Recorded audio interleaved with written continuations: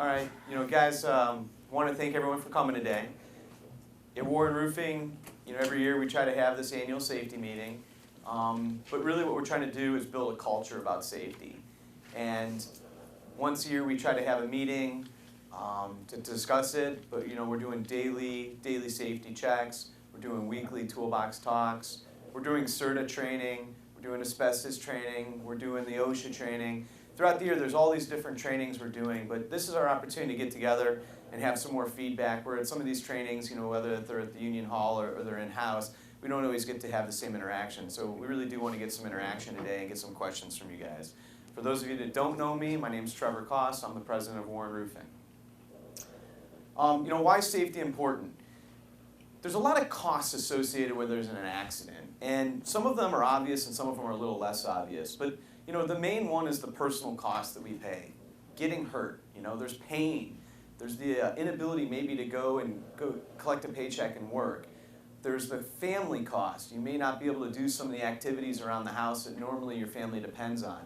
Shoveling the driveway, taking out the garbage, collecting the paycheck.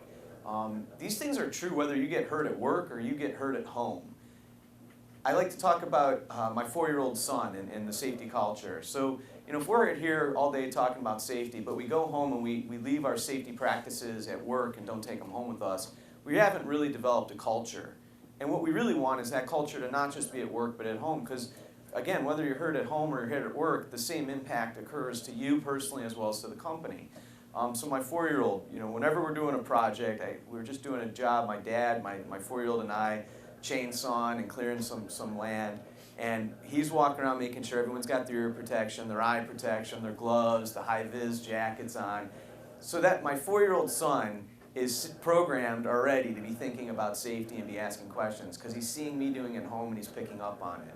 They're also on YouTube all the time watching these videos of how to use a bobcat and how to execute whatever safely. And so we may take it for granted because we hear it all the time, but it may be the young guy on the crew that's reminding us about safety because they haven't been in the trades for 20, 30 years and maybe become numb to some of the things that they see around them. Maybe it's because they just went through a class and they heard something and it stuck with them. And it may be the veteran that's been on the roof for a long time that sees the young guy exposed to a hazard that the young person just isn't aware enough to recognize. So, we always need to be looking out not just for ourselves but the people around us. It's also important to realize that the other trades around us are changing the environment we're working in. It's not just us in a static environment doing roofing. We're on new construction jobs, we're on jobs with other trades, and so it is an evolving target, and we need to be conscious and cognizant about looking out for what's changed and how we need to adapt to maintain safety. So, continue with the cost. There's the company cost. We lose money. We have to pay workman's comp more when we have accidents. We have to pay higher insurance rates when we have accidents, making us less competitive. Potentially, an accident was the kind of thing that's going to put us out of business. The customer cost. A lot of our clients are analyzing us, not just on our bid and what it costs for us to do the job, but the value proposition. What do we bring to the table? And safety is very much part of that value proposition. We're not working for people that don't value quality workmanship. We're not working for people that don't value safety in the workplace. We're working for best-in-class clients like Ford, GM, Middle, Higley, Turner. These people expect more from us than just being a cheap bidder. And safety is a huge part of that. So when we have an accident, there's that cost with our client. We're working at Marathon right now, and about 8 years ago, we were low bid on $1 million+ job at Marathon. They actually told us thanks but no thanks because our safety metrics was too high. And they didn't want a partner like us on their job. And now, about 8 years later, we are working for them. But it shows, over time we're able to correct some of these things and become a safer company. Once you have an accident history, the momentum goes in the other direction. So it's not like you can say, hey man, we had a really good year, we can sit back and rest on that. No, it's a constant thing. It's not what we did yesterday, it's what are we doing tomorrow? What are we doing to be better? What are we doing to be safer? So there's a huge cost with our clients. Safety, I like to talk about the death spiral. We've seen this with some of our competitors. You have an accident, you're less competitive, you got more costs associated doing the job, so you're getting less work. You have less work, which means you have less ability to cover your overhead. You have less ability to cover your overhead, so your margins are getting smaller. So all these things are causing this downward spiral that ultimately puts a company out of business. It's really hard to see a company that starts to have, bad safety. Now they've got bad bids. Now they're losing their good people because they can't keep them working. All these things kind of come together and ultimately is what kills a company. One bad bid isn't going to put Warren Roofing out of business, but one bad accident really could put the business out of business. Somewhat the obvious one, there's OSHA, right? So there's Big Brother out there. Citations, fines, monetary penalties for us not doing the right thing, for us ignoring what we know we should be doing in terms of safety. OSHA in the last few years has ramped up how they enforce safety in terms of monetary penalties. So for a long time, the penalties were stagnant. Well, now the penalties have caught up. They've reevaluated based on the GDP. A willful, serious would be like the worst case scenario, right? It's a serious violation, and willful meaning we did it on purpose type of a thing. That's a 6-figure fine now. A couple years ago, it was a fraction of that. So you go into a job and you see people cutting a hole in the deck and people working around it unprotected. That's it's fall protection, and it's willful. We know better. You know that we're not allowed to work around unprotected holes. So every time that occurs, every person that's exposed, that could be a $100,000+ fine. We're working on some jobs right now where the Precision was cutting holes in the roof. There was about 30 guys on the roof. There was our roofers.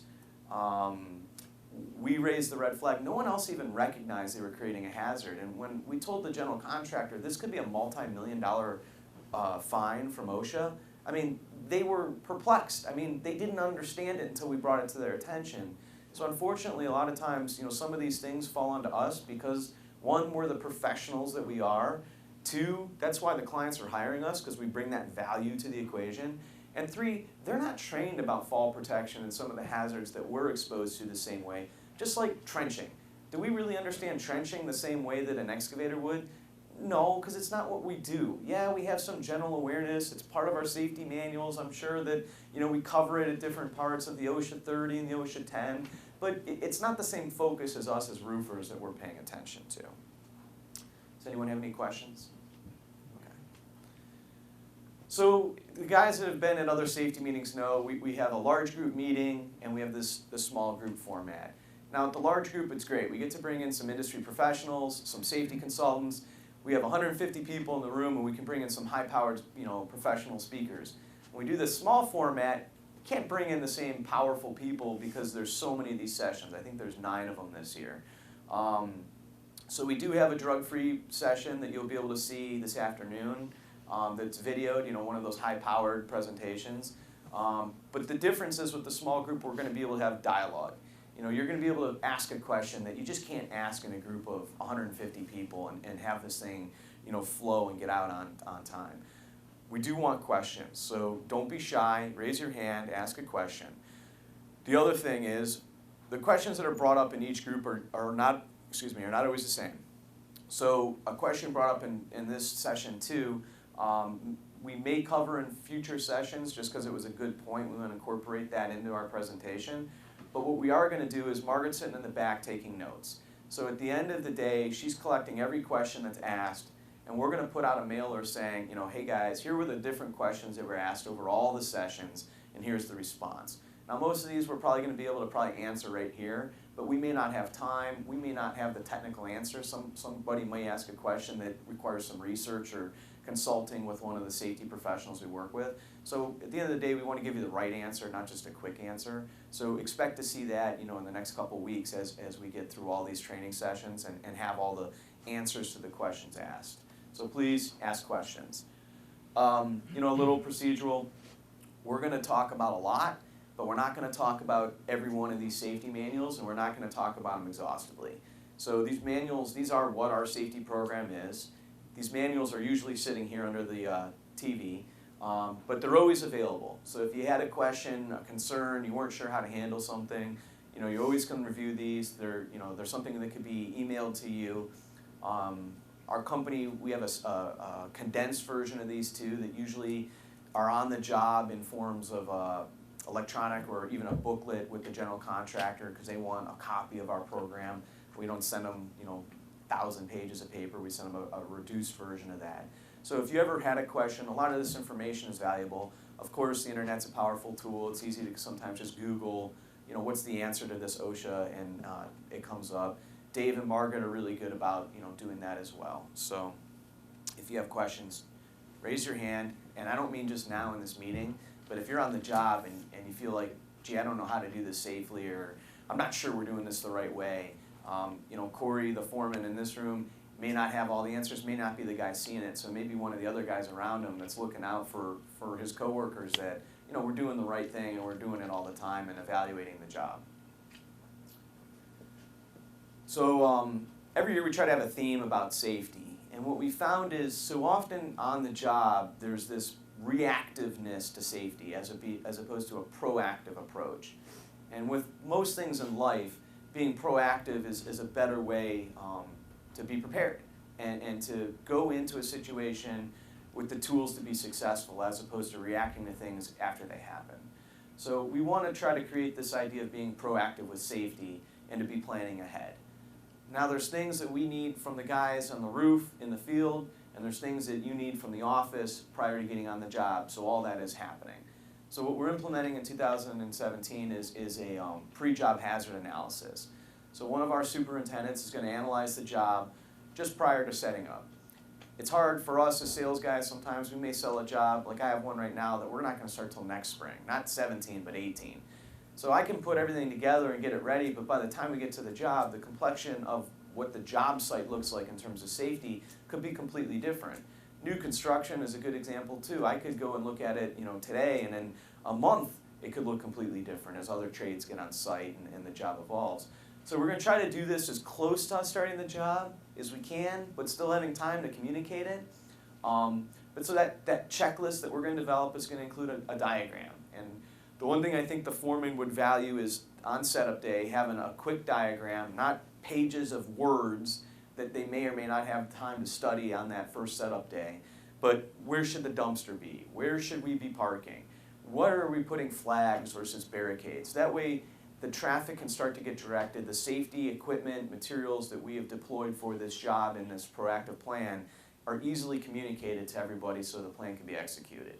Now, of course, we may think we're flagging off that area because that wall hasn't been built, and in the week since we've been out there, they built that wall, and that's when Corey or the foreman's going to have to do an audible and say, okay, we don't want to put flags up, we want to put the barricades up, and we'll have to adjust. But at least we're going out there with a plan, and it's not chaos, and again, we'll have to evolve.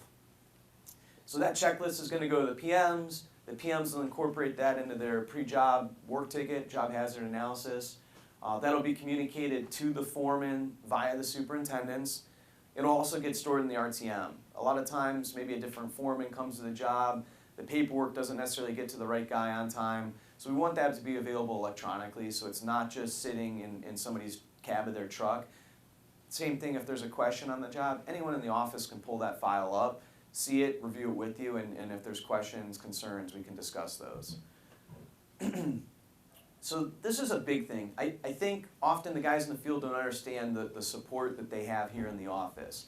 So when there's a problem, when there's an accident, a safety concern, a minimum of 3 people in the office are immediately engaged in that concern.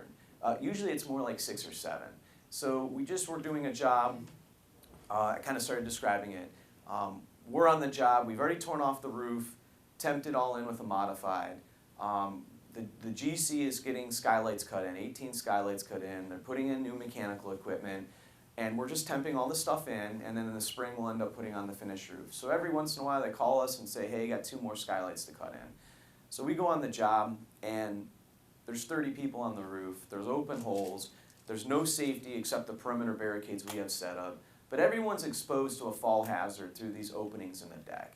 And the foreman rightfully was like, I can't control 3 other trades, the general contractor, called the superintendent. Immediately the superintendent's on site. Dave, Margaret, myself are researching some of the technical questions that were being asked. How can we work around this? I can't control what they're doing. I'm going to bring it to the superintendent of the job's attention so he can get involved.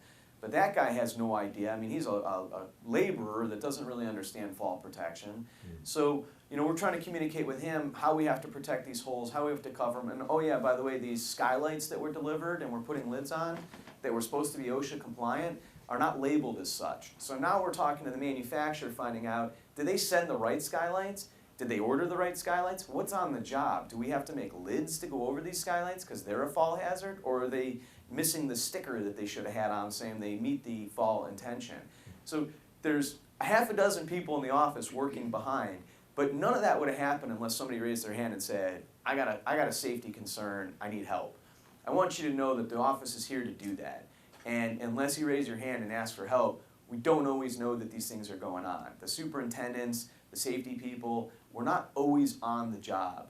We try to get around and visit the jobs, but the guys actually on the job every day have to be mindful of the changing environment and when, all right, I need backup. Or you know what, I can handle this, but I want to make sure I'm handling it the right way and protecting everyone. So if OSHA were to show up, they would just give us a thumbs up and say, you guys are doing an excellent job. So know that backup's here and know that it becomes the top priority of the office. Safety really is our most important concern.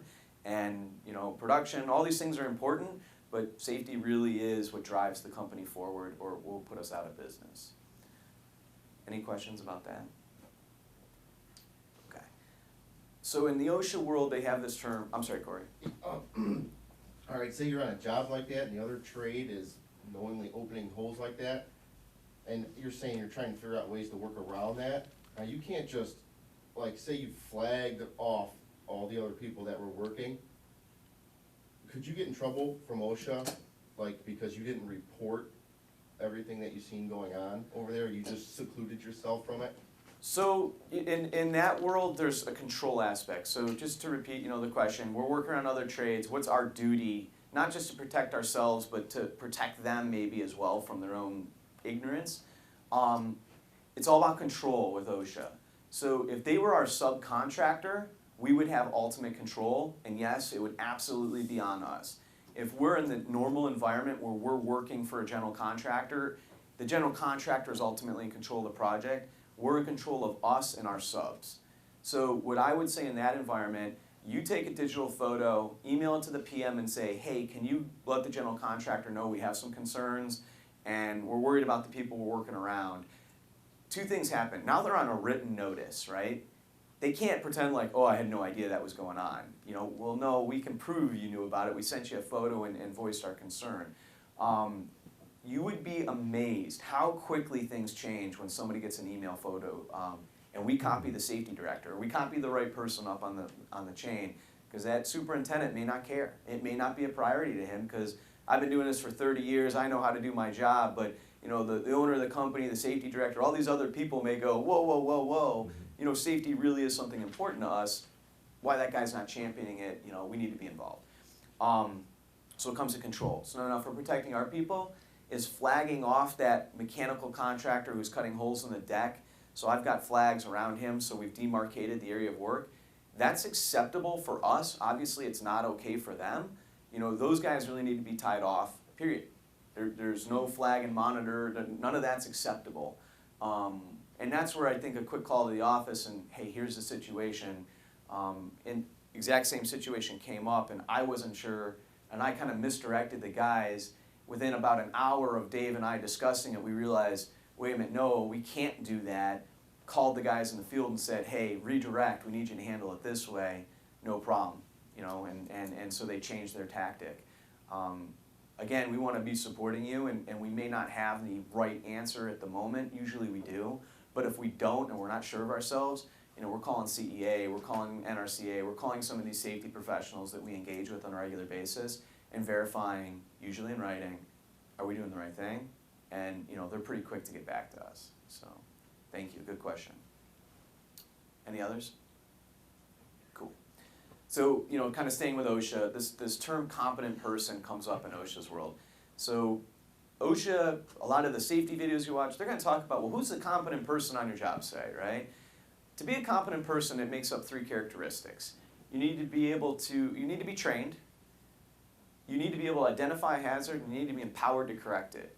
So in the OSHA world, they think there's one person on the job that has this ability. To us, this seems crazy. We want everybody to be a competent person. Now, the training we're doing today and that we do throughout the year with all the various aspects, that's the first element, right? Education. We're educating you about what we need to do and how we need to do it. Of course, there's that support part where we back up and support you in the office with answers when you have questions like Corey just did. But then there's the part where I have to actually employ that training. I need to be able to identify a hazard and recognize that this situation is not safe. So that's where, it varies. So, Trevor with 1 hour training may identify that hazard, but another individual may not, and that's where I say, we all have to be looking out for each other. But then the key component, and this is where OSHA, says, well, have you really empowered your people to make a change? And today I want you to understand that from me, the president of the company, everyone here is empowered to correct a hazard. If the foreman isn't addressing a hazard in the way you feel it needs to be, remove yourself from the situation. Call the office. Put some flags up around that hazard that we can't control, and at least barrier ourselves away from a hazard while we're trying to get an answer on how we can really move forward. We're just not going to go in that area until we have clear direction of how to handle it. We know we can't just flag it off and forget about it, but at least until we get a better answer, we get the general contractor and the mechanical guy to do the right thing, we can flag it off and eliminate it from a potential hazard from us. So everyone here is empowered. If you see something, we want you to address it. If it's not being addressed by your foreman, which would be very surprising to me, I want you to raise your hand and call me. You call the superintendent. You call the safety director. I guarantee the foreman is going to take it seriously, but if they don't, management absolutely will. So again, I have absolute confidence in our foreman. That's not the message here, to say otherwise. But sometimes the foreman's distracted. He's dealing with something else. And it may be something he just can't take the time at the moment to do, and he needs backup at the moment. So looking out for each other. At the end of the day, if the foreman is not seeing a hazard, but you're exposed to it, who's going to pay the personal price of the injury? Not necessarily the guy that is running the job, but the guy that's actually exposed to it. So understand that empowerment. It's real. You have it. Before I move into the first safety topic, are there any questions generally you guys have of me or of the policies of the company? Okay, cool. So we're going to talk a little bit about fire safety and propane. So last year we had 2 significant accidents, near misses with fire. Both were very unique. We never really experienced anything like them before. Thankfully, they're teachable moments and not, tragedies. But both of them could have turned out differently. One had our people reacted differently and not reacted like the consummate professional that they are.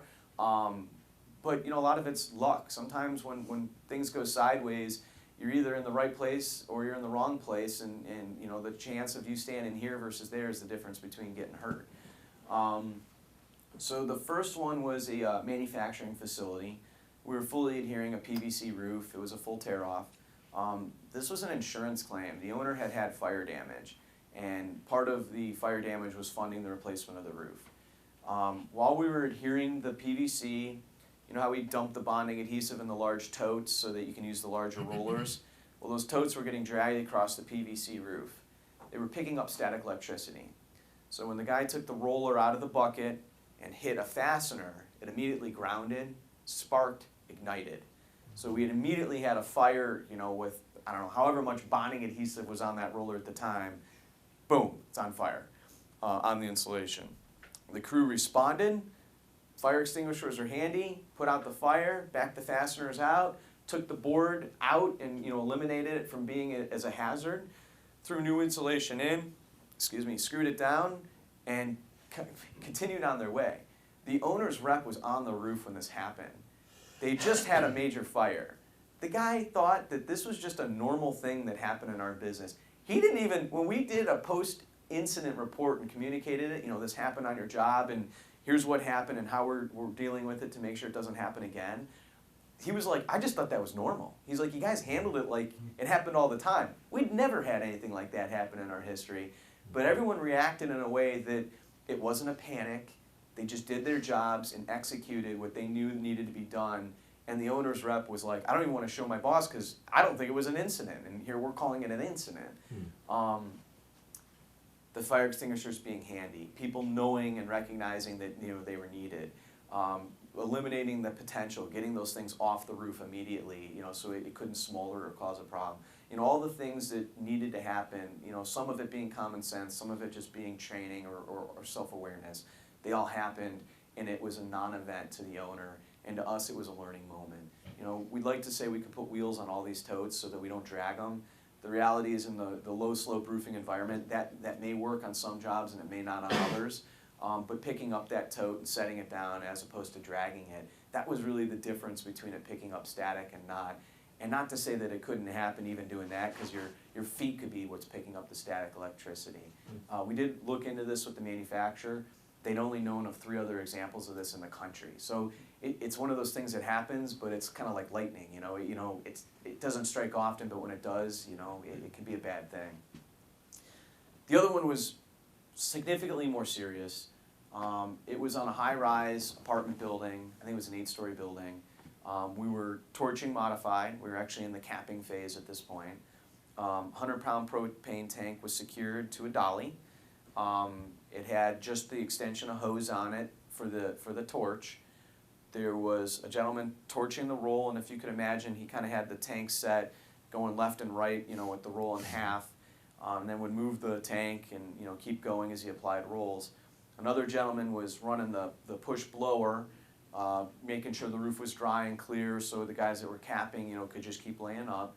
Well, he backed into, and I know that's like roofing 101, we don't back up on the roof, but he was a young kid, backed into the propane tank and knocked it over. Well, as fate had it, the guy with the torch was just coming to move the tank. It fell basically at his feet, snapped between the regulator and the shutoff valve, so it's coming out at unregulated pressure, so 100-pound tank, that's a lot of pressure, immediately engulfed in fire. Nobody was hurt, but immediately there was a ball of fire on the roof. The 2 gentlemen that were immediately in the area dropped back, got fire extinguishers.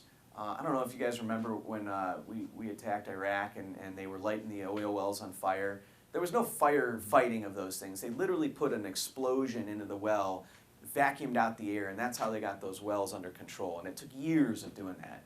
Well, we kind of had the same thing going on. No amount of fire extinguishers was going to put out a propane tank while it's hissing out propane at an unregulated pressure. So after like 2 or 3 or 4 fire extinguishers, it was determined that our efforts are futile.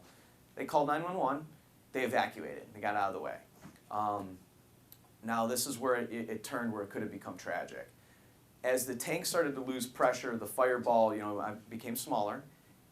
Guys thought, hey, maybe we can get this under control now. And that was the mistake. As the pressure was reducing, it sucked the flame into the tank, causing it to explode. So the one gentleman was fairly close when it happened. The dolly flew by, almost took his head off. It was within probably 2 feet of his head. The tank itself flew and landed on the ground. Thankfully it landed on the grass, but again, this is an apartment building. There's kids, there's people all around. It could have just as easily landed on a person and harmed them, but it didn't. So 2 near misses and how that event could have changed dramatically. Now that the fire had exploded, it was basically the smoldering roof. So if we would have evacuated and stayed away and then approached after the explosion, 1 or 2 fire extinguishers would have put out the fire on the roof. I don't know if you guys remember American Greetings when they were building that. Somebody bumped into one of the big propane tanks on site. It was on the news. Yeah. And when the fire department showed up, they stood at a safe distance, cleared, the building burned, everything burned until that tank exploded.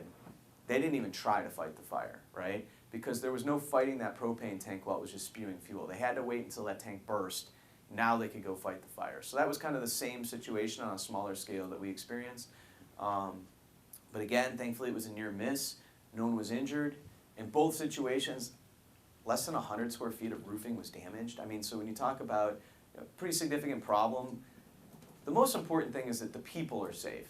Regardless of what the damage is to the building, we have insurance. We can protect the owner and make them whole with insurance. When we're talking about 100 or 200 square feet of damaged roofing, that's somewhat irrelevant compared to if somebody had gotten, their head taken off by the flying debris or shrapnel. So protecting yourselves, protecting your coworkers. Now at that moment, it maybe had been the foreman that was right there when that thing burst. And he may not be the one thinking clearly because he just had a traumatic event. So it may be the apprentice, it may be the other journeyman that's around him that needs to step up and help manage the situation. Are we notifying the right people? Have we called 911? Because if you've ever been in a car accident or one of those traumatic events, you don't think clear. You've got adrenaline rushing and you're in a fight or flight mode. It may be somebody that's a little bit more removed from the accident that is going to be the one thinking clearly. It's one of the main reasons we say we want you to call the office right away. It's not necessarily so we can start doing damage control, although that's absolutely an element of it, that you have somebody that wasn't involved in the accident that can be thinking for you, talking you through what you need to be doing. Just like 911, you hear these videos where they call 911 and they're talking them through the things that seem common sense, but you're not thinking rationally in those situations. Have you gotten out of the house? No. Well, get out of the house, right? It's on fire. It seems silly, but you hear these videos and you just don't think rationally in those situations always. But how you react, using the training, using your common sense, it really does make a difference. It's the difference between somebody going home that day and maybe not. So safety is the top priority. Again, protect our people, protect the people we're working for, the people around us. That's the most important thing. Any questions on that? Is there any different procedures? Yeah. Yeah, so we're going to talk about that in the next slide. Okay, so this is just kind of some technical jargon. OSHA considers a tool a cylinder with a regulator on it. So when you're torching and you got a regulator hooked up to the tank, that's a tool. It's handled a little differently in terms of how the tank can be handled than when it's a cylinder, no regulator hooked up to it. So it's important to understand, we call them propane tanks. In the OSHA world, it's a tool or it's a cylinder, right? Well, we've kind of said what the industry allows for a tool, because of this incident, we're no longer okay with. We want to raise the bar. OSHA's kind of the baseline. You can't go below this, but there's no limit to how far you can take things. Well, we've decided, we do torch modified roofs. Propane's a huge part of our business. We want to take it a higher level and make sure that at the end of the day our people are protected and the cost of doing it safely is insignificant compared to the cost of having an accident. So we want to do it the right way.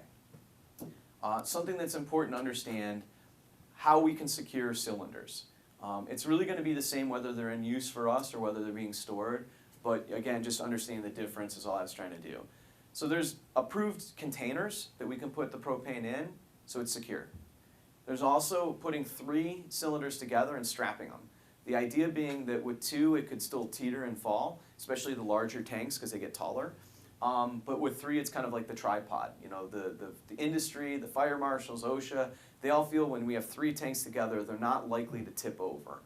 Now with anything, you hit it hard enough and it's going to get knocked over, right? But what we're trying to do is make it as safe as possible, eliminate the potential for a tip.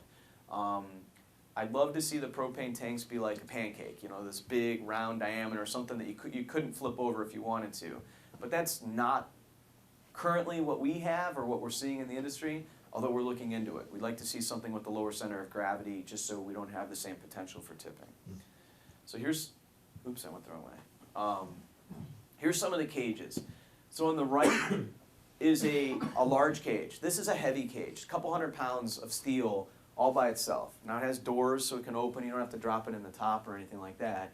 But it's going to hold up to 4 tanks. We're going to have all of our cages powder coated red to distinguish fire safety from fall protection being yellow.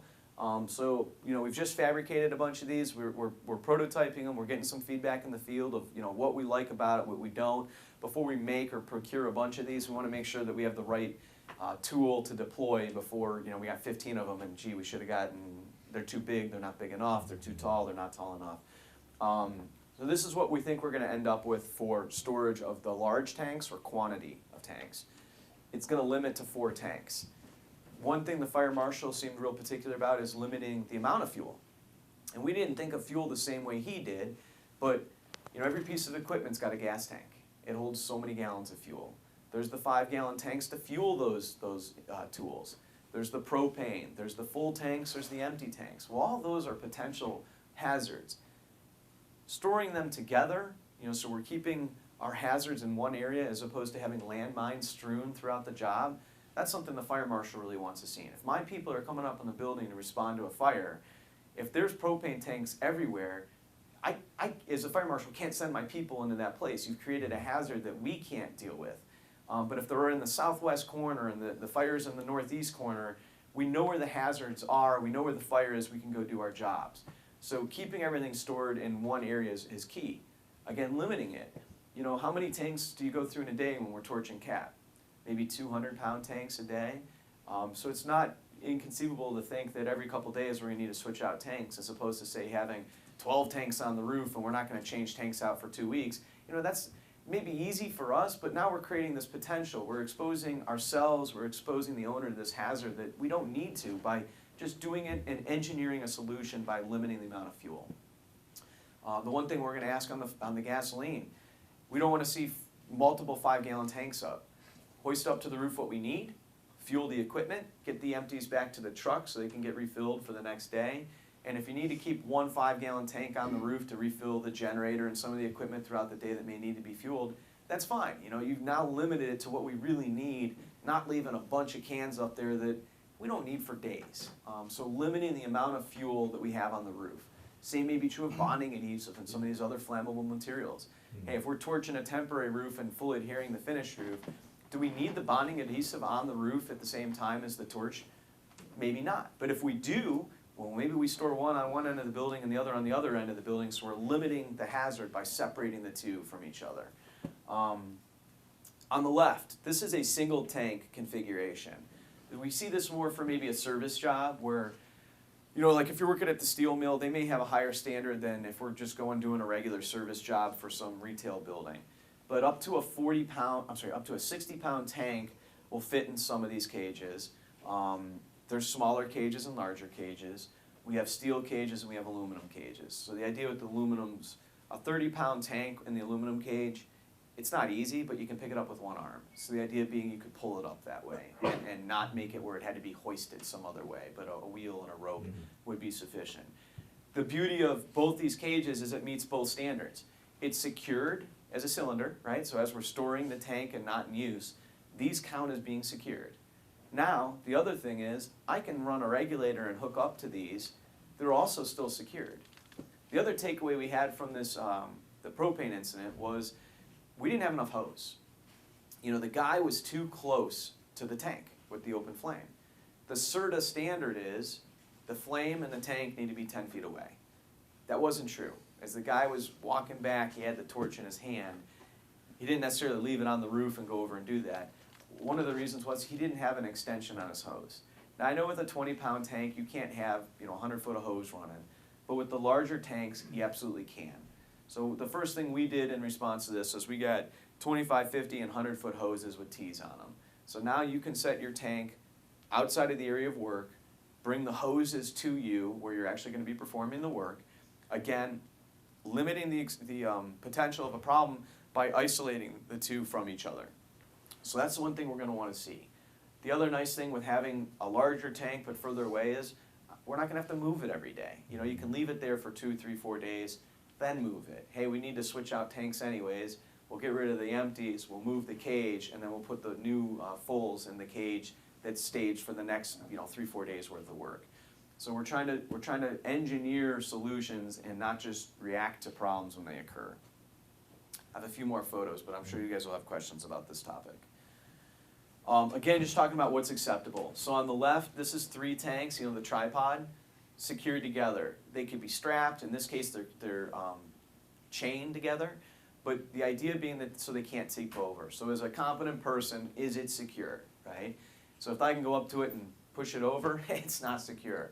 But over there, yeah, if I ran into that and put my shoulder in, I could probably knock it over. But is it reasonably secure? Absolutely.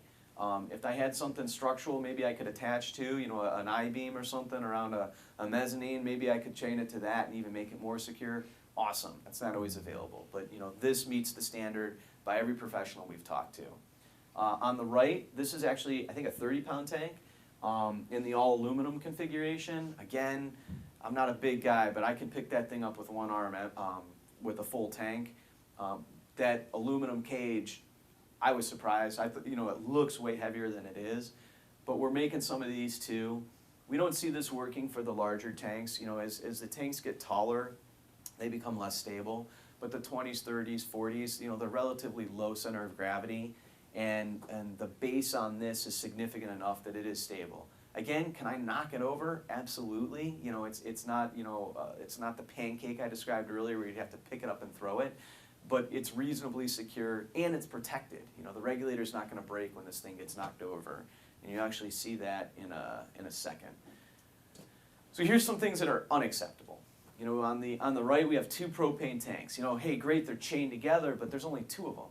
So kind of, you know, a second ago I said, hey, if there was a steel I-beam or something structural we could attach those to, that maybe would be acceptable, right? We attached it to the wall of the penthouse so they couldn't fall over. So having 2 up on the roof doesn't automatically make it unacceptable, but how we secure it is the difference between it being acceptable and not. On the left, we have a bunch of small tanks. Hey, is a plus? They're all together, right? We've kept them together as a minus. There's none of them are secured. Could we have put all those together and chained them up or strapped them together and now all of a sudden changed it from a negative to a positive? Literally, that would be the difference. You know, maybe you strap those 3 larger tanks together and you strap the 3 smaller tanks together and you got 2 pods sitting together strapped so that they're secure. Just to be clear, these are not an approved storage for propane.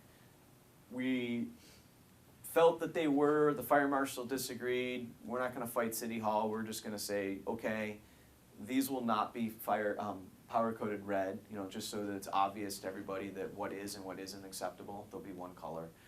These are still acceptable for storage of tarps and small materials, you know, the pallet of miscellaneous things to kind of keep things together, maybe when you're returning them, maybe when they're being sent to you in the first place. You know, so this will be utilized, but for other things, not for propane. What about, can we use that for like the bonding adhesives and stuff like that, or is that something that should be in a red crate as well? The bonding adhesive does not need to be in the red crate. Them being on the pallet and shrink wrapped, you know, the way they typically come out, that's acceptable. Okay. Yeah, it's a good question. All right, so now we're going to talk about how it's being used. So this is really where, you know, storage is great, but we're using these things, we're using these tools, we need to understand how to use them. So, you know, on the right, we're just kind of showing that even these small individual tank cages, we could hook the regulator up to them, okay? Obviously with the larger four tank configuration, it's even easier, but the regulator fits on. And the reason I think it's important to see this, if this tips over, what usually happens is the regulator sticks out from the tank tips over and breaks the regulator. Now that we've protected the regulator from a fall, if that tank tipped over, we simply have to come back and pick it up. Could it kink the line and maybe potentially need to take the hose out of service? Yeah, but now we're talking about that as a worst case as opposed to breaking the regulator, breaking the head off of it, not being able to turn the thing off. We're protecting the tank from damage. Again, that's going to meet the standard for storage as well as use. Now on the left, we see these maybe as more of a use for the service department. You know, they're going up onto a roof, they're going to pull up maybe a 20-pound propane tank to perform a repair. They're going to lower their equipment and go on to the next job. You know, they're going to do this 2, 3, 4 times throughout the day. A little different than we put the crane out there, we set up a job and we're there for 2, 3, 4 weeks. So we need to have different tools at our disposal. So if you look at the base of any of the propane tank, you got a small diameter foot that it sits on, and then the tank itself has a larger diameter. So they kind of are giving us a tank to begin with that's not stable in its design, which again, I'm looking into to see if we can find better designed propane tanks, but most of ours are very similar to this. Well, we kind of took the idea of like a hula hoop and said, hey, if we're able to make it and have a little bit bigger of a base, is it secure? Now, again, can I kick that thing over? Yeah, but it's not going to fall over. It's not going to get pulled over. Me just, you know, maybe putting a little pressure on the hose. I didn't realize I got to the end of my leash. It's more secure than it would otherwise be. We haven't decided if we like this design yet. We're prototyping it right now. We're asking a few of the foremen to use them and give us some feedback. You know, the diameter so that, you know, a 20 or a 30 fits in it. We don't want to use it for anything taller. The analogy I like for the tanks is the smaller tanks are more like a ball. You know, they kind of roll, they don't really fall. The taller tanks are like a tree. When they fall, and they fall hard. So we need to secure the larger tanks differently than we need the smaller ones. Also, they're being used in different environments. When we got the larger tanks, we're doing a production job. Yeah, there's detail work, there's hand work, and maybe this is a good use of a detail guy going out there and flashing a curb. But in a service department, we don't have the big tanks necessarily ever on the roof, and so to have it in one big cage is probably not a practical solution for when we're actually doing the work. But something like this is. I can pull up the tank and the base and use it and lower it back down. It really doesn't take up any more room in my truck, and it's not really heavy, so I can do it safely, not hurt the person. So we're liking this. We'll get some feedback. Once we decide we like the dimensions, the other question is the leg. How high up on that does it go to make it more stable? So we've got 2 or 3 different versions out. But once we like them and we're sure that we want to use these, we'll get those powder-coated red too, again, to signify what its intended use is. So now is when I'm sure you guys have some questions. That's a great idea, doing that. We got some smart people here and thinking outside the box. We did a lot of Google research and looking for products. It was unbelievable how there wasn't a product for a 20 or 30 pound propane tank, only those large cages, which is great but limited use. Because even a manufacturer, when you get those sent out, sometimes that support ring, the factory ring is either bent or damaged, or, so that's a great idea, actually. And to that point, we are going through all of our propane. So we've gone through most that's here. Not everything's always here. Obviously, it's on the jobs and comes and goes.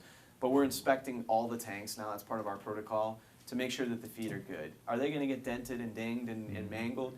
Yeah, and at a point they'll need to be taken out of service. But there's some that maybe have just rotted out and they're no longer a foot that's acceptable. So we are doing that. And we hope to hopefully replace it with maybe a different design tank as we buy new ones, but we'll see. Good question here. Mike, you got any questions back there? No? That other tank style too, if that one, I think it was the last slide back, it's got like a bigger cage around it. Seems like if those, maybe it's 2, yeah. Seems like if those ones fell over, you wouldn't break the nozzle. And that, good point, Jay. I mean, that was kind of the intention, that it was one, a storage, but then also so when we're using it, that it's protecting the regulator. The other, question that was brought to us is our 100-pound tanks we use for both liquid and for vapor, right? And so when we're using liquid, it's for the kettles, and we're using vapor, it's for a torch. So there's 2 different heads on the top of the tank. Because of that, we have to usually have an extension arm so that you can even hook the regulator up. And, so then we started asking, well, do we have to buy propane tanks this way? Do we just buy a vapor versus a liquid tank so that maybe the regulators fit on them better instead of trying to have one tank for two uses? So we're looking into that to see whether we can retrofit these to be a sole use, or as we buy and replace tanks, doing that intentionally. We're not using kettles the same way we did, 10 years ago, but we're doing a lot of torching. That's still very prevalent in our business. Good question, Jack. Did you show what you're gonna use for the 100-pounders? The big one. The big one, that's every time you use it as a tool, it needs to be in that? No, That's just for. So what's the securement for a 100-pounder when you're using it? that's an option. Okay, That's an option. With the long hoses? so inside if the you're gonna cage? be torching with 100, you wanna bring 300-pounders over, and then move 300-pounders every time? No. Well, you got longer hoses, right? Longer hoses. Okay, Right, so gotcha, there's 2 good ways to secure it, Right. either in a cage or in the pod of 3. gotcha, just run to it. Right, and then the longer hoses exactly, so we don't have to do it. We, and a point that I missed was the dollies. We no longer are gonna consider a dolly sufficient for storage, to secure it. Now, I don't wanna say you can't use a dolly, because that's crazy, but if you've got it, say, a cage, and now we need to move the cage to the next area, so it's out of our way, or it's where we're going to work next, well, we can take the tanks out, secure them, move the cage, because you're not gonna move them in the cage, it's just gonna be too heavy unless the crane's out there. Use the dolly to transport them, put them back in the cage. That's okay. I just don't wanna see them used as the support, the stability. I think the reason we're kinda drawing that line, just saying no, period, I think with the higher tanks, it's clearly, you know, they're not stable enough. With a smaller tank, it may be, but then where do you draw the line and how do we train that and communicate it? So if we just say no, it's just easier for us to say the dollies are unacceptable for storage at this point. So you're allowed to use the dollies for moving and torching You're allowed to use the dollies to transport. to transport, but when, Wow. But not when if you're it's used as a torching, tool. it's not, Tripod. no, it's not in use. Like Like it's not gonna, the dolly's not gonna be sufficient to secure.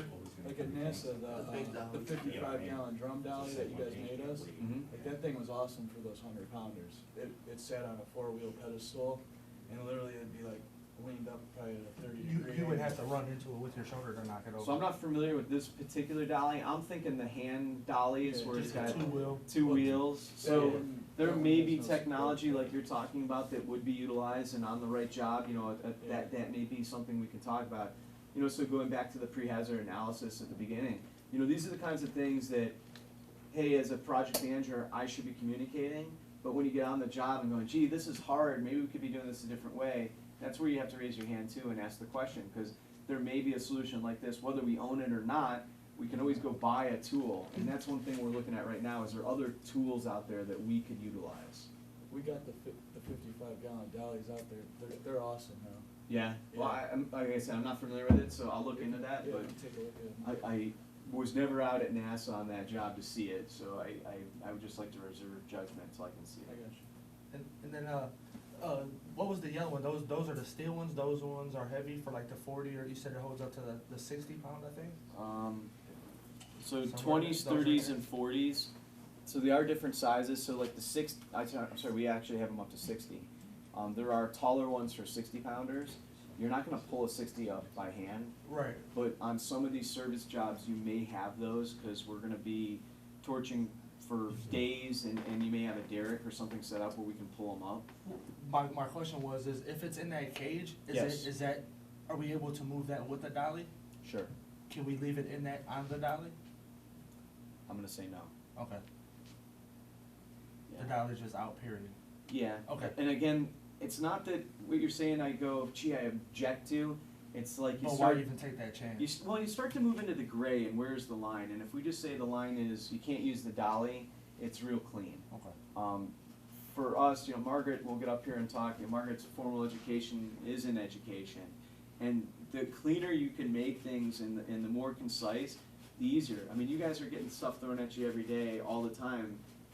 If we make it simple, it's easier to retain it and deploy it. If we try to make it too complicated or too many rules, Then there's how many rules do we extra- have about how I can store a propane tank, you know? No, it's very simple. It needs to be in a cage or it needs to be in a pod. We wanna keep it as far away as possible using longer hoses, so you try to keep it simple. Okay. But good question, I appreciate it. Something that NASA did that was, I thought was a good idea. They required me to put the propane storage in one designated area on the roof that could be hit from the ground with a crane or a lull.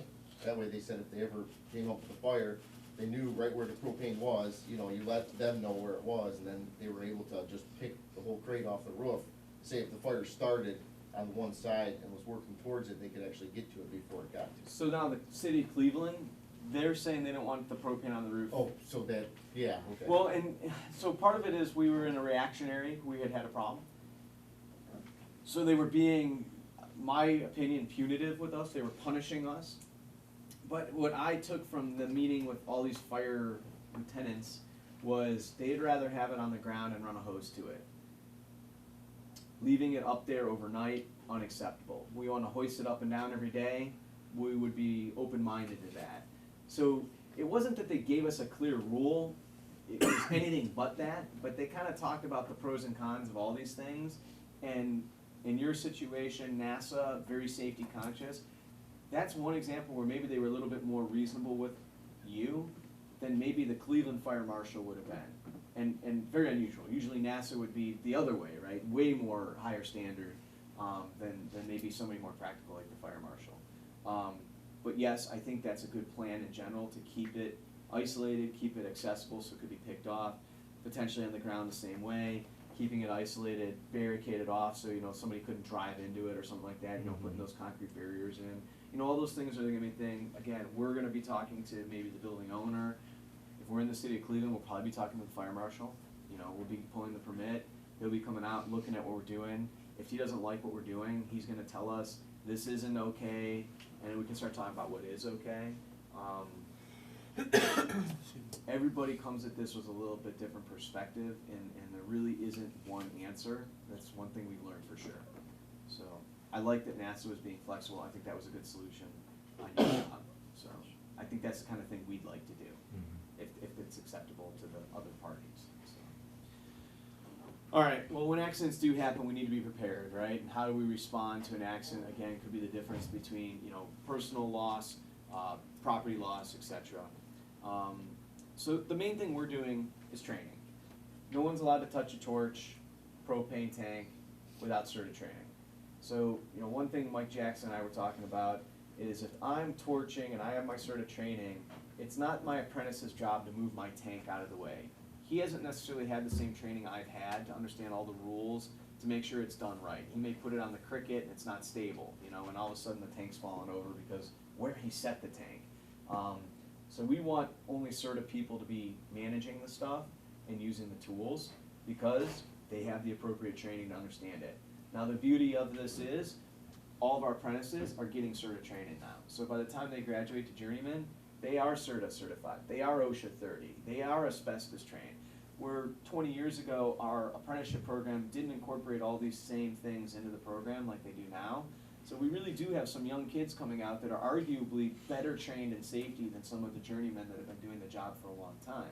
And I know at Warren Roofing we invest a lot in training for all of our people, so that may not be true for Warren Roofing. But at the union level, I think it is true that our people are getting trained today better than they were, you know, a generation ago, making us more safety conscious. That's why I also say, and maybe the young kid that raises his hand and sees something that the veteran doesn't, we become numb sometimes to the hazards in our job because we've seen it so many times.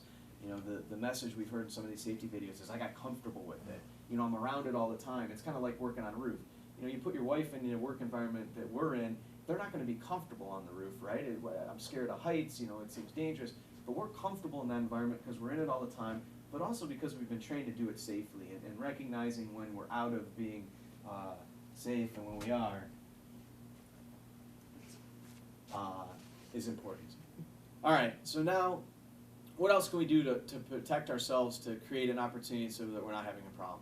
Limit the flammables on the roof. We talked about that a little bit. You know, getting the propane tanks off, limiting the number of them on the roof, fueling up the equipment, getting the gasoline off. If we have unneeded equipment, you know, sometimes on a job we maybe send out too much stuff. You know, getting rid of some of this stuff, saying, one, it's in the way, it's just going to be a problem, you know, so there's a real pragmatic reason for that. But then there's also a safety aspect. You know, having another 5 gallons of fuel on the roof that we don't need, is that necessary, or can we send that back to the yard? So those are the kinds of things that are going to change throughout a job. You know, the good thing is we have our own crane, and when we need something, we can get it. And when we need something gone, we can get rid of it. But thinking ahead, being proactive is critical. Now we have a fire, we actually have to deploy, you know, proper use of the fire extinguisher. The one thing I can tell you, this thing is a great tool, but if it's buried in the job box or wrapped up in some tarp somewhere and we can't find it, it's worthless, just like any other tool. It needs to be available and it needs to be in good working order. So having enough, having them out, and having people train how to use them, that's first. These things don't last long.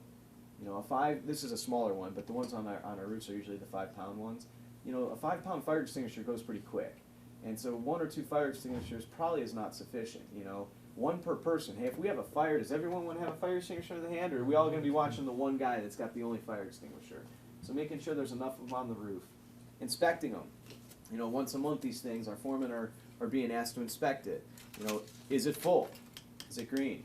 Is there any damage to the tank? Is there any obstructions in the hose? You know, that kind of stuff's important. Now we need to use it. There's this acronym, I know you've all heard it before, but PASS. You know, you pull the pin, you aim the hose, squeeze the trigger, and you sweep. And so the idea being the sweep at the base of the fire, as opposed to just hitting one spot, is spreading the fire retardant out.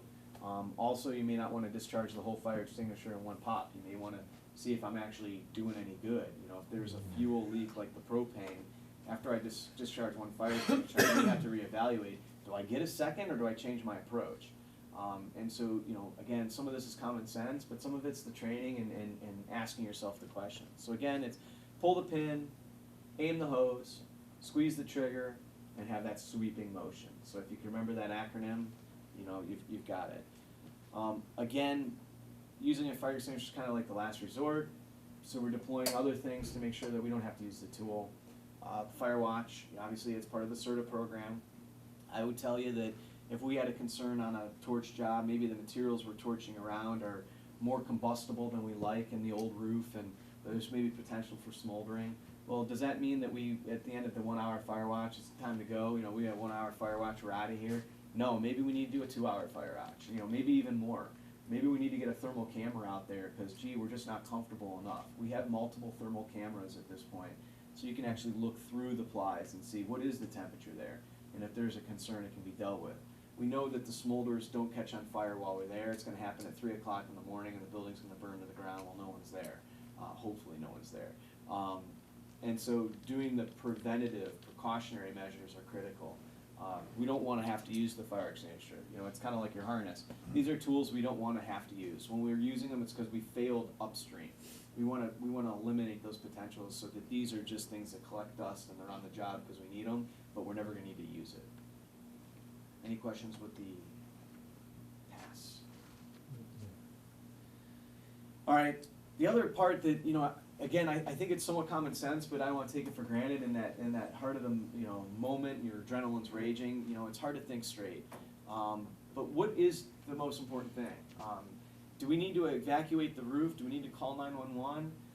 Well, when we're using torches, we have little fires all the time, right? That corner catches on fire and you blow it out. All right, we don't need to react and call 911 in that situation, but at a point in time, that little fire is something that warrants a higher reaction, a fire extinguisher being used, a calling of 911, and having that common sense, that good judgment to say, hey, this is not something we're gonna handle, but not waiting too long to make that decision. You know, if you wait 2 minutes to decide we need backup, that's 2 more minutes it's gonna take for the fire department to show up.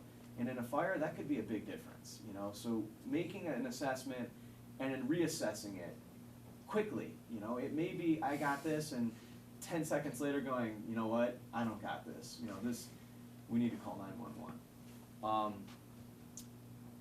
When we do need to call for help, we may need to remove ourselves from the incident, but it's not just our people that may be exposed, it may be the other trades, it may be the occupants of the building.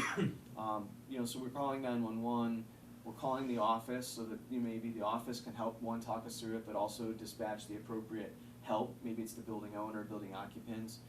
The same, we may have an on-site contact as a foreman to say, you know, we're evacuating the roof, we have a fire, so that they can do the same in the building. It may be somebody having to go and pull a fire alarm because we can't figure out how to get a hold of anyone and it's an apartment building. Like, we gotta let those people know if it really is an event like that. So, again, it may not always be the foreman that's the one thinking this is what we need to do, but it may be the helper going, should I go pull the fire alarm? Yeah, you know what, this is bad, go pull that fire alarm. But don't go in the building, you know, go to the door and pull it and get out. Where do we go? You know, I think the foreman's truck's a good rally point.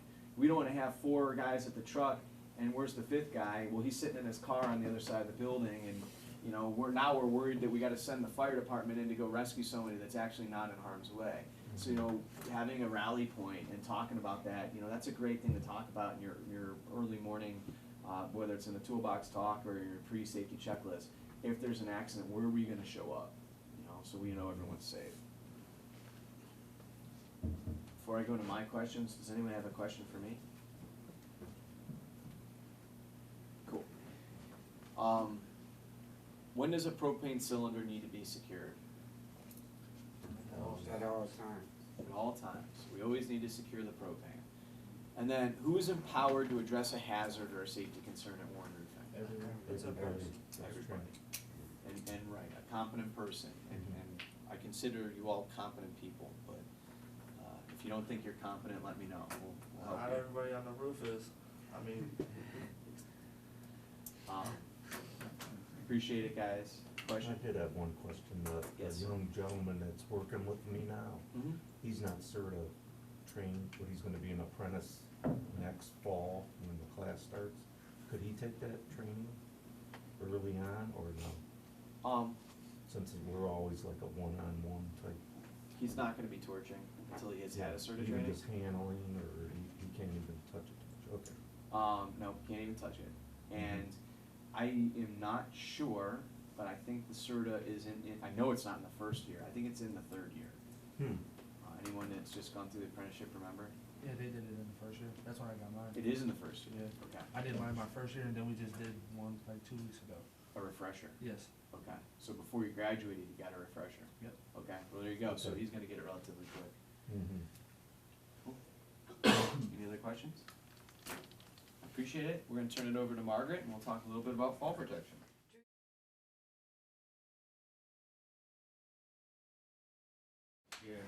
Okay, so our next session topic is fall protection. My name's Margaret Boyland, and my role here is the operations manager. So I do a little bit of everything, and I'm always happy to help in any situation that arises. So I hope every day in your life, at work and at home, is full of sunny blue skies, green lights, smooth sailing. But we all know that we're here for training today because we need to be ready for not the sunny sky, green light days, but when situations arise. So I know what I'm doing. I've done this all the time. I've been in this situation before. Well, even one step before that, you've been trained. So if you're driving in your car, you've been trained. You know what to do with these traffic light situations. You're competent. You hold a license. Some people are even considered masters because they have trained others through the years. All of a sudden, in a split second, the situation changes. You still know what you're doing, right? What are you going to do in this situation? Caution. Slow down. The technical answer is you prepare to slow down. But what do we really do? Go through it. We look for cops before we go through it, right? That's going to be one of the first things you do. You're starting to assess the situation. So you look around, you determine, are there any cops? The next part of your analyzing goes a little step further and you think, okay, where am I in the intersection? How far into it am I? How far before I approach it? What's the speed limit? What's the speed limit? How gauges how fast the light's gonna change. How fast does this light change if you know the intersection really well? Oh, this is a really long yellow. How much time do I have? 3 seconds till it switches to red. You have 3 seconds, you have 5 seconds, some lights you have 7. So you're kind of analyzing what you're going to do. You're assessing. Well, in this situation, it's sunny. It could be raining, it could be snowy. That does determine what you do in all situations. Well, I think I know some of you pretty well in that you're competitive. And by human nature, some piece of this puzzle, all of a sudden, you want to win.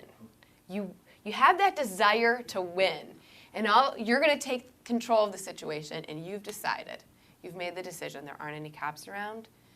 It's a long yellow. I'm pretty close to the intersection. I'm not going that fast. I'm just going to speed up a little bit more. In a split second, the guy in front of you hits their brakes and stops. All of a sudden, I'm mad because I knew I could have made it through that light, but he's taken that power away from me. He's changed the situation again. And I, in some reason, feel as though I've just lost. Well, in all of our lives, we're filled with these really great examples that you see all the time. You know them. A yellow traffic light is an easy analogy of a safety situation where you're trained. You know what to do, especially with fall protection. You know the hazards. You know how you're supposed to prevent yourselves from being in harm's way. You shouldn't run a red light. So why get to the point where it's red? Err on the side of caution. Slow down a little bit. Your safety is more important than putting yourself in harm's way because things change in a split second. So I'm going to ask all of you to help me in this process. I'm going to ask you to close your eyes. And I want you to think about the 4 most important people in your life. The 4 people that you do not want somebody else to run a red light on and hit. The 4 people that you care about more than anything.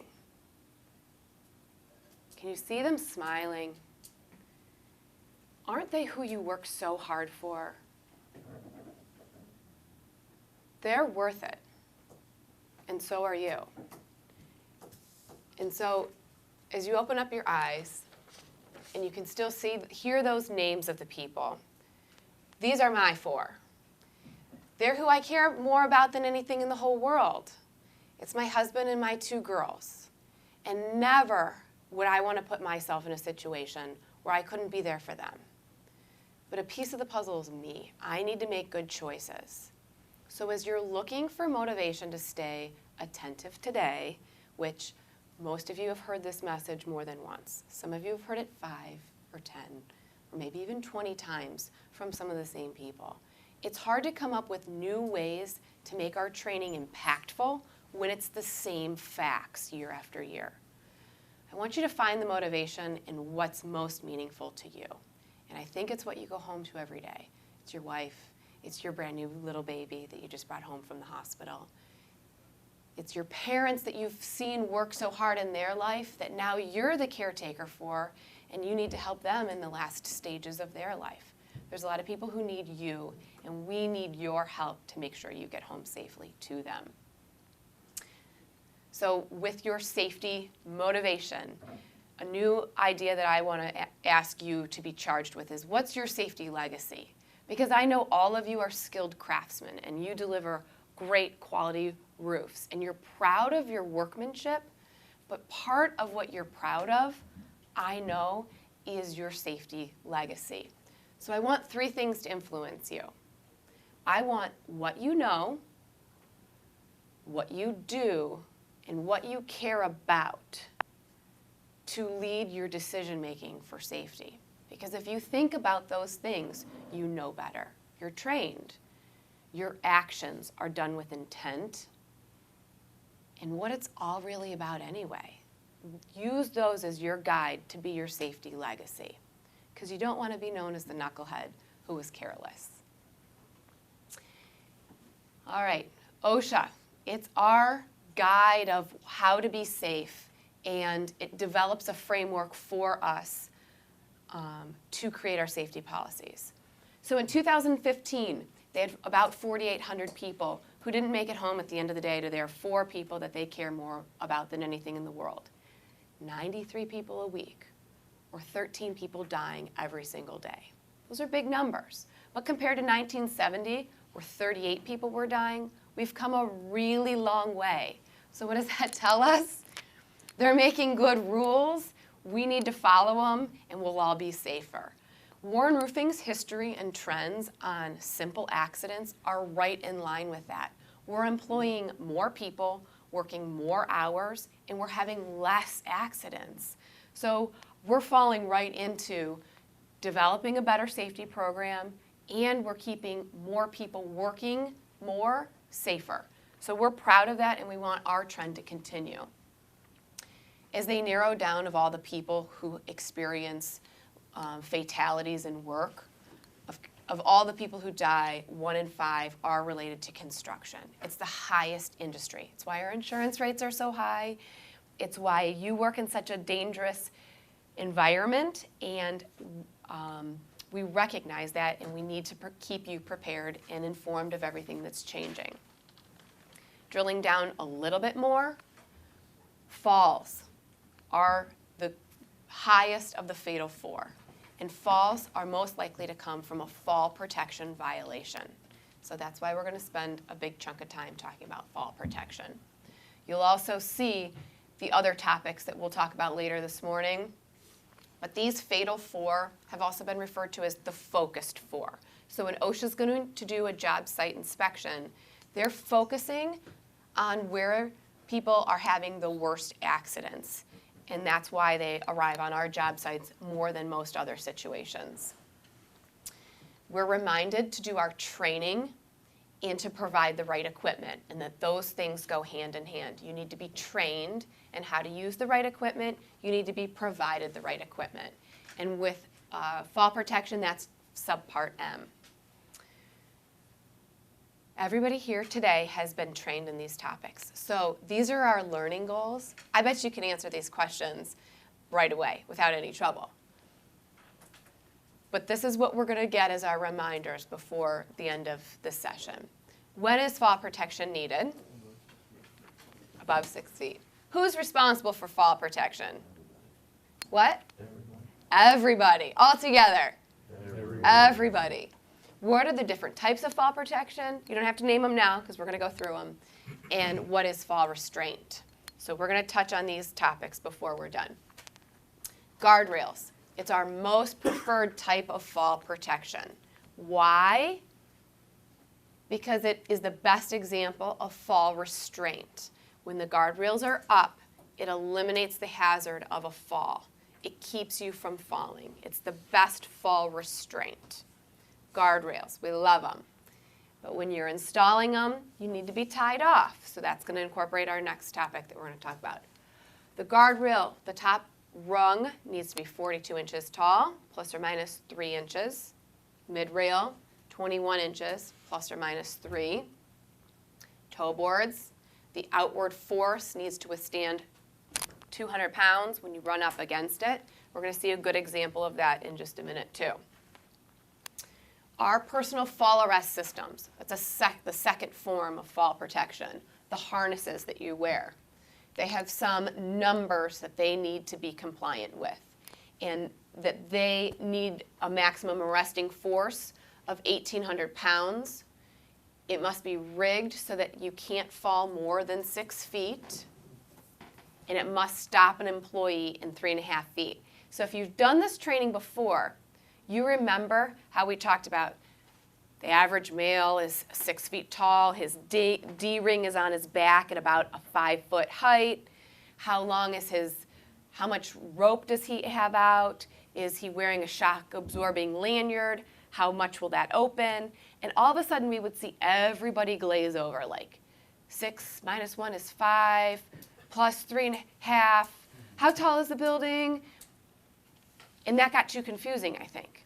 The number I want you to remember is 16.5 feet.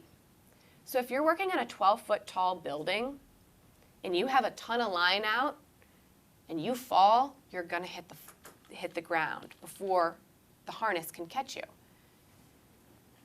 You need to keep 16 feet in mind, that you need to stop. You need not to have a long lot of rope out, to get back to the idea of fall restraint, to keep you right at the roof edge, to keep you from falling. And that idea of 16 feet is not a number we want you to ever jeopardize, but that's an important learning goal as well. Okay, the components of a fall arrest system, other than the harness, you need an anchor point. It can be tied off to a Raptor or a horizontal lifeline, and have your shock-absorbing lanyard to slow you down. So we're going to get into those, but we're going to watch quickly a little clip of how to properly wear your harness.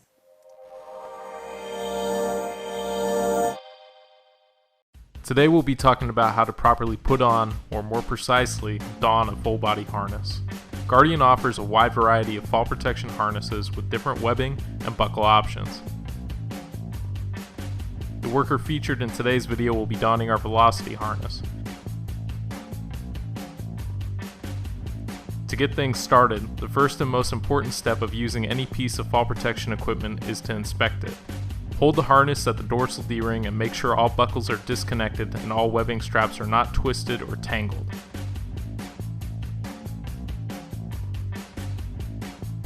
Should you notice any sort of damage, take the harness out of service immediately and report it to your job site's competent person.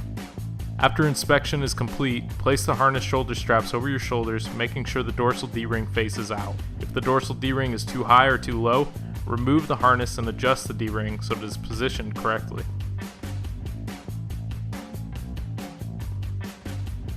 The dorsal D-ring should be adjusted so it is positioned at the upper middle part of the shoulders. Next, you'll connect your leg straps. If the harness has a tongue buckle connection, Adjust by pulling a strap through the buckle and locking it in place by connecting the tongue through a grommet on the strap.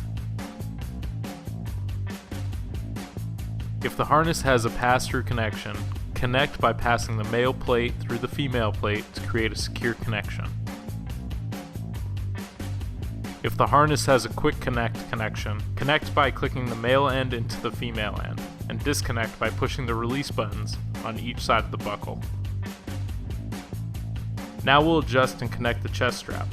First, connect the chest strap buckle and ensure that the chest strap itself is positioned at the lower chest level, as shown. And the last step of the donning process is to make all your final adjustments. The shoulder, chest, and leg straps should be fitted snugly, but still allow for a full range of movement. Tighten or loosen all straps as needed. Ensure the straps are not twisted, and secure as much excess webbing as possible with web clips or elastic keepers.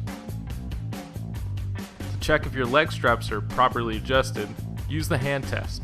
An open hand should fit between your strap and your leg, but a closed fist should not.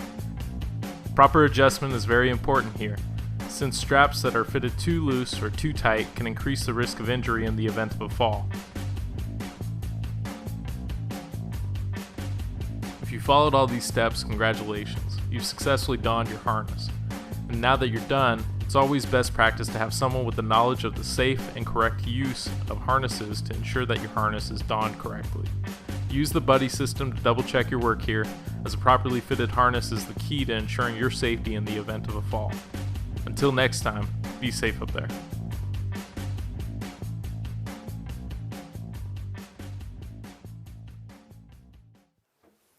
So I think one of the important pieces that don't take for granted is that buddy system, that check. And when you see somebody out there and you're like, hey, you're getting a little loose, like let's tighten that up. You know, if you fall, that could be more dangerous to you than anything. So if you're gonna wear it properly.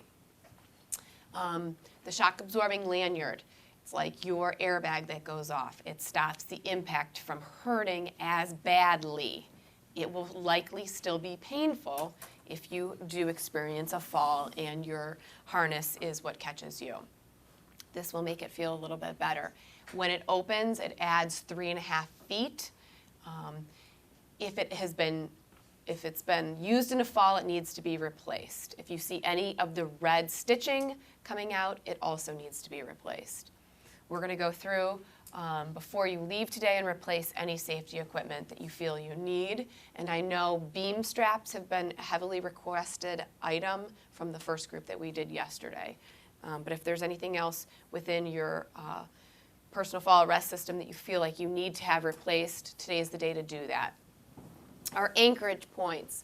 More and more common, you're seeing buildings being built with anchor point systems in mind. And whether that's for you or the window washers that come after, approved anchor points are more visible on the roof. They need to meet certain criteria and standards. 5,000 pounds of force for an employee that is falling off of a roof. If it catches you before you fall, it only needs to withstand 3,500 pounds of force. Hopefully you'll never need to know those numbers, but that's also what determines why you need the number of fasteners depending on the type of decking. And in the foreman's binder, there is a handout that shows, you know, whether or not you have to fasten all the way down or just a couple or half. Raptors are an anchor point that are on every roof.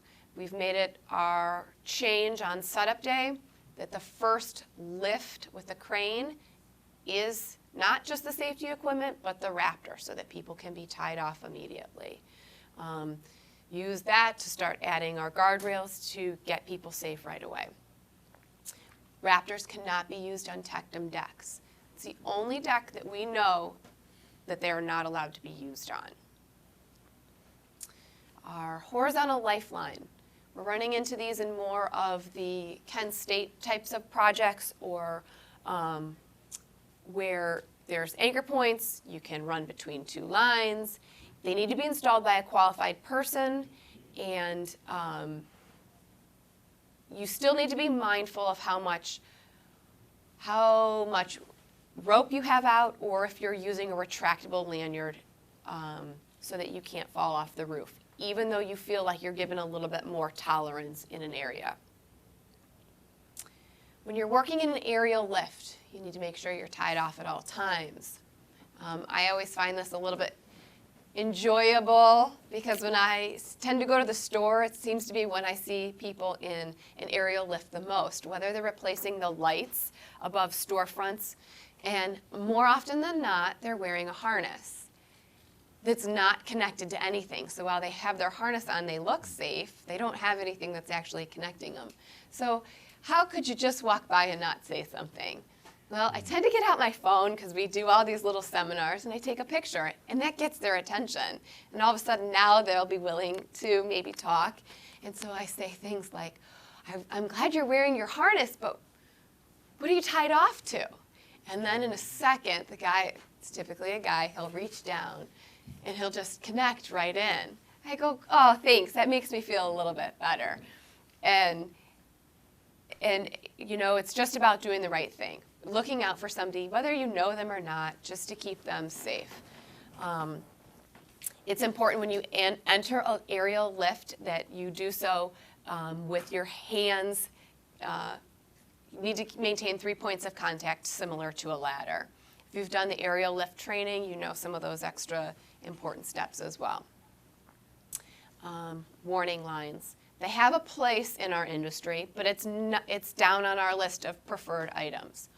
Warning lines need to be 6 feet in from the perimeter when there's no mechanical equipment being used, and 10 feet from the perimeter when there is mechanical equipment used.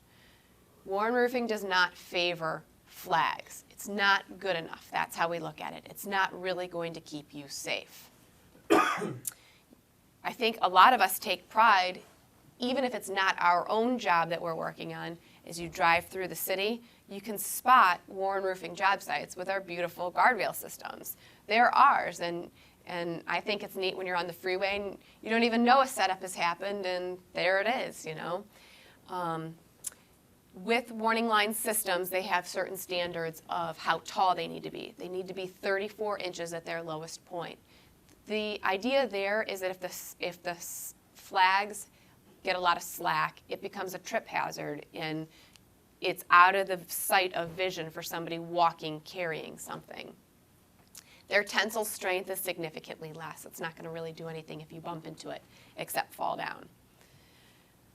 They can consist of ropes, wires, or chains, and they need to have flags at least every 6 feet. The distance between stanchions cannot have too much slack, and that's a common maintenance item that if anybody's on site, they're always tightening the flags to keep them from sagging. It's something to be mindful of.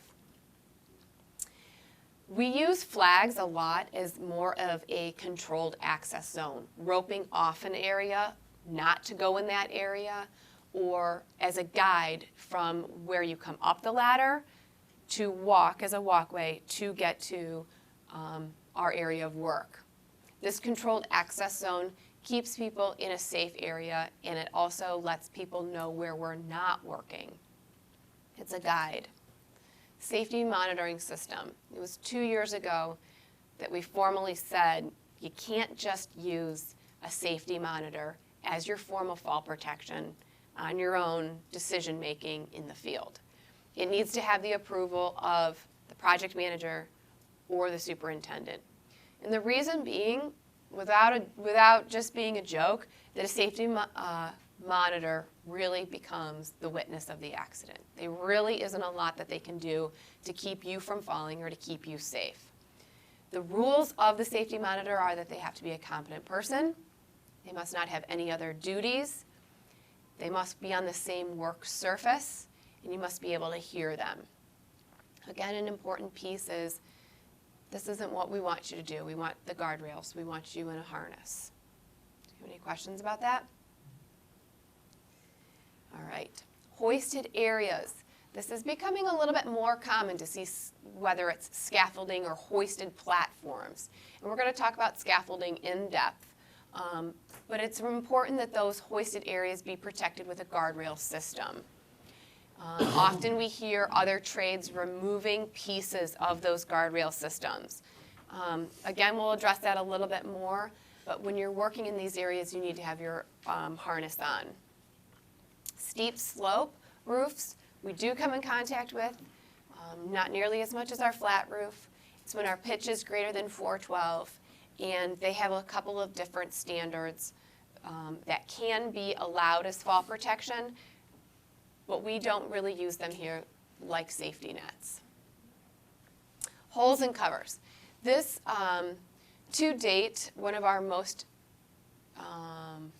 greatest potentials for a catastrophic accident happened with a journeyman, it happened with an apprentice. He was coming out of a different local. We were working just in Akron. And just to paint the picture, the regular foreman wasn't able to come to work on a Saturday because his mother-in-law had passed away. So it was right-hand man leading the job. And it was new construction with a general contractor that we don't work with very often. And the apprentice, who had 2 years' experience, his father is a journeyman roofer, the apprentice picked up a piece of plywood that was on the roof. And as he picked up the piece of plywood, he stepped right into a hole and he fell 26 feet. He really could have died because he landed on concrete. This little example shows how fast holes can be dangerous and what we need to do to protect ourselves against holes. In the U.S., more than 800 construction workers die every year while on the job. Falls are the #1 cause of fatalities in construction. Falls cause 1 of every 3 construction worker deaths. These falls happen in a split second while workers are on roofs, scaffolds, ladders, bridges, and other work surfaces. But these deaths can be prevented. The video you're about to see shows how quickly falls at construction sites can lead to workers' deaths. The video will also show what employers must do so that the work can be done more safely. Employers have a responsibility to provide a safe workplace and required protective equipment. You'll see that using the right type of fall protection saves lives. Please be advised, the scenes you're about to see deal with deaths at construction sites and might be disturbing for some people. All scenes are based on true stories. 2 workers were framing the walls of a new 2-story house with a basement. They were working on the 2nd floor near an open stairwell. There was no guardrail or floor cover, and the workers were not wearing personal fall protection. After framing one section of a wall, the workers raised it and moved forward to put it into place. While moving forward, one of the workers stepped towards the unguarded stairwell to hold the side of the wall section. He fell down the unguarded stairwell opening. He fell 20 feet and landed on the concrete basement floor. He died from fatal head and internal injuries. Let's look at the events leading up to this tragic incident and see how it could have been prevented. Originally, the workers were nailing in the boards to frame a section of the new wall, and the stairwell was not protected by a guardrail. Now, the stairwell is protected by a guardrail as required by OSHA. As before, the workers are moving forward to install the completed wall section. This time, as the worker steps toward the stairwell, the guardrail stops him. He continues forward to place the frame section in place. Another way to protect workers is by putting a proper cover over the stairwell opening. The cover must be secure. As shown here, the worker steps onto the cover and continues to put the section in place. This example shows the importance of employers following OSHA's fall protection standards to ensure that workers are provided with a safe workplace. These types of construction deaths are preventable. The fall protection measures shown here save workers' lives. Use fall protection on the job. It could be the difference between life and death. If you would like more information, contact OSHA at www.osha.gov or 1-800-321-OSHA. That's 1-800-321-6742. Okay. So we have done an excellent job at our fall protection at roof edges. We are focusing now more on fall protection within the perimeter of the roof, the holes in the roof, the skylights that are being cut through, the hatch being left open by other trades constantly going up and down. Those hazards seem to be almost more dangerous now because we've mastered and come so far with our exterior protection.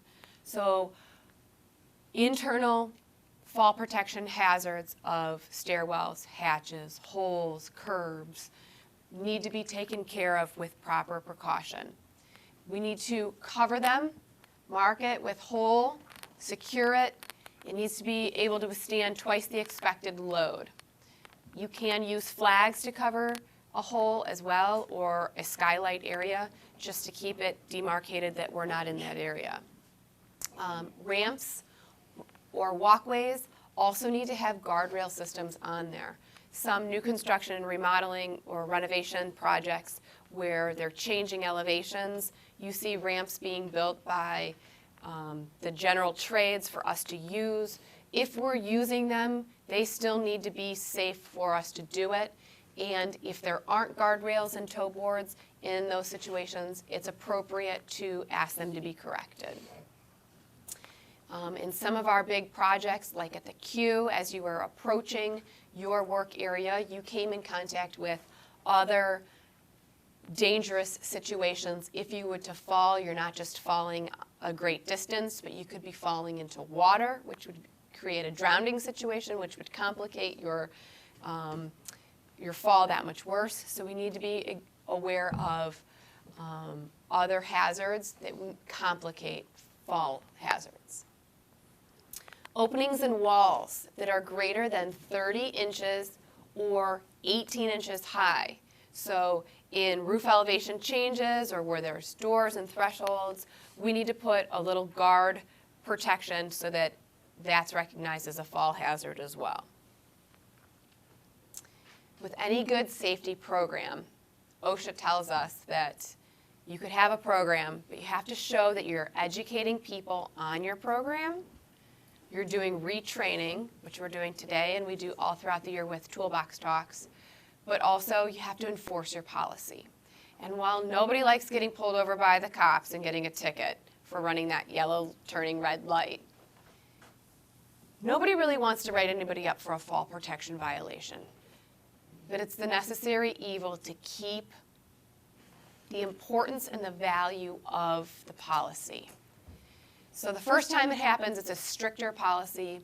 You're removed from the job and it's 1 day off without pay. The second time it happens, it's 1 week off without pay. We've never had to go further than that. We hope we don't. Because although the third offense says it's 1 month off without pay, we don't want to get there. You know, the 3-strike policy exists, but we'll avoid it at all costs because we'll do retraining to help you in the process. Does anybody have any questions? So let's recap our goals. When is fall protection needed? Above 6 feet. Working above 6 feet? Yes. Or when there are holes, around holes. That's the other big idea this year. Who's responsible for fall protection? All together. Everybody. Everybody's responsible for fall protection. What's the preferred type of fall protection? Guardrails. And what is fall restraint? Not having excess line, allowing you to fall. It keeps you from falling, yes. So you're restrained from falling. Protection is what catches you from a fall. Restraint is the guardrail that blocks the fall, or the retractable lanyard that catches you when you first start to fall. Thank you for paying attention.